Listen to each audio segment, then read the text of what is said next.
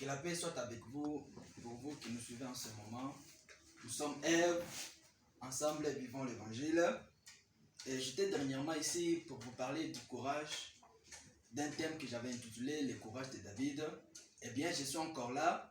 C'est votre humble serviteur, Joël Kenda. Pour gagner du temps, je suis dans Samuel chapitre 17, verset 31 à 32, je lis au nom de Jésus. Et les paroles que David avait dites furent entendues, et on les rapporta en la présence de Saül. Et il lui fit venir. Donc Saül fit venir David. Et David dit à Saül, que le cœur ne défaille à personne à cause de lui. Ton serviteur ira et combattra ces Philistins. Vraiment, en lisant ces deux petites écritures de la Bible, c'est là même qu'est venu mon thème que j'ai intitulé Le courage de David. Ce courage de David est extraordinaire. Parce que sur le plan humain, à ce niveau ici, on ne peut pas comprendre.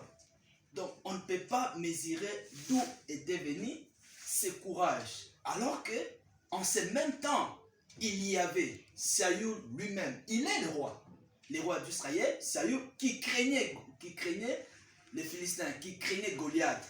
Parce que Goliath représente Goliath représente les Philistins. Vous voyez? Donc, représente les Philistins. Donc, devant le roi tremble devant un géant Goliath. Le roi tremble devant un géant Goliath. Et dans ce tremblement, il y a un petit de 17 ans. Devant ce même Goliath, il prend le courage. Il prend le courage d'aller se battre contre lui. Parce que nous voyons les paroles de David qui dit, ton serviteur ira se battre avec lui. Donc, dernièrement, j'avais dit, pour combattre un géant, il faut être à son niveau. Si tu n'es pas au niveau de ton ennemi, tu ne sauras pas le combattre. Lui va te terrasser. Il va te mettre à terre. Et c'est ce courage-là qui lui a amené à atteindre ces sommets-là. Parce qu'avec Goliath, il avait toutes ses armes. Donc, il pouvait terrasser David en une seconde. Mais comme David avait en lui les dieux tout-puissants, c'est pourquoi il n'a pas pu. Donc, c'est aussi le cas pour toi, peut-être toi qui m'entends, toi qui m'écoutes, c'est peut-être le cas pour toi. Le cas pour toi dans le sens que si tu n'as pas encore Christ, tu es petit. Et Christ, tu seras grand. Autrement, celui qui a Christ est grand. Et parce que tu es grand, ton ennemi te craindra. Ton ennemi aura peur de toi. Mais si tu as peur de tes ennemis, sache que ta place, sache que tu n'es pas vivant, tu es un mort. Vous voyez? Mais celui qui a Christ en lui est grand.